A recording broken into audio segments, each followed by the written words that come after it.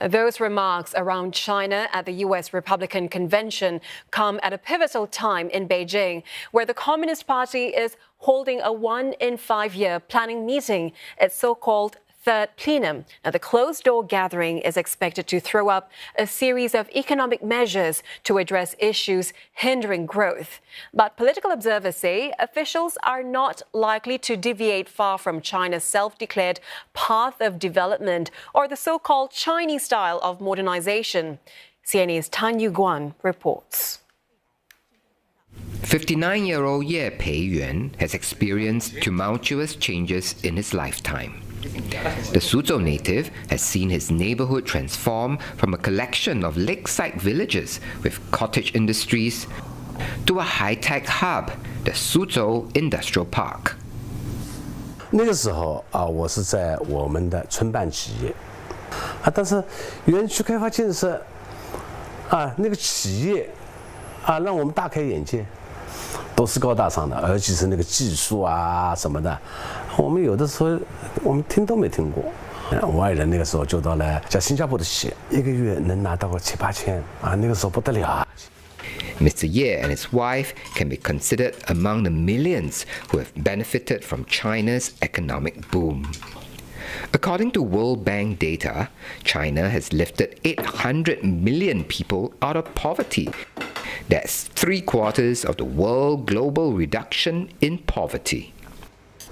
It's in line with Chinese Communist Party doctrine, which sees its large population and the pursuit of common prosperity for all of them as a defining feature that sets China apart from Western modernization. In the same document, it also pledged not to tread the path of colonization or hegemony as it grows in power. Miguel Martinez has been studying China for nearly 2 decades. As a political economist from Mexico, he sees very unique characteristics in how China modernizes. Many countries decided to draw a clear line between their past and their future. When they embarked in the process of modernization, many of them actually actively attacked and condemned their past. The Chinese government actively considered the long legacy of 5,000 years of history as an active, as an asset from where to develop the process of modernization. Suzhou is a good place to see that legacy from the past playing out in the present.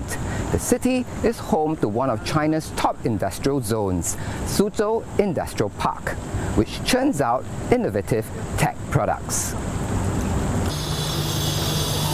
This draws on the city's long history of producing much sought-after consumer goods. Since the 14th century, Suzhou has been the leading producer of silk, arguably the tech product of its time. Another defining feature of China's modernization, quite evident in Suzhou, is the role of local governments. Their involvement, their active involvement through urban planning, and then the subsequent, of course, development of high-end industries, creativity and innovation.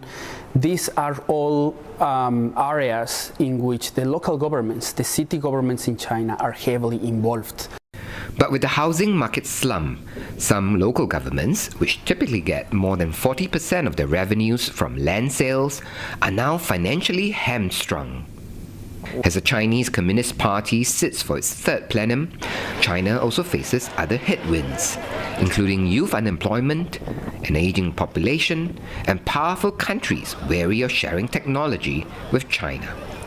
我们一定要提升技术。另外的话呢，就是怎么样帮助到这些企业能够获得更加多的融资。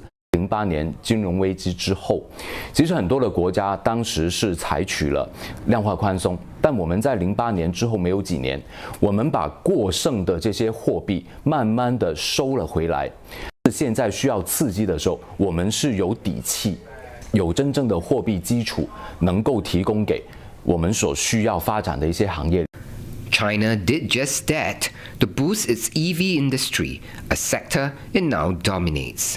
But the move has also sparked retaliatory tariffs from the West. So China has options for growth, except that whichever it picks, the ripples will be felt worldwide and may even ricochet backwards. Yew Guan, CNA, Suzhou, China.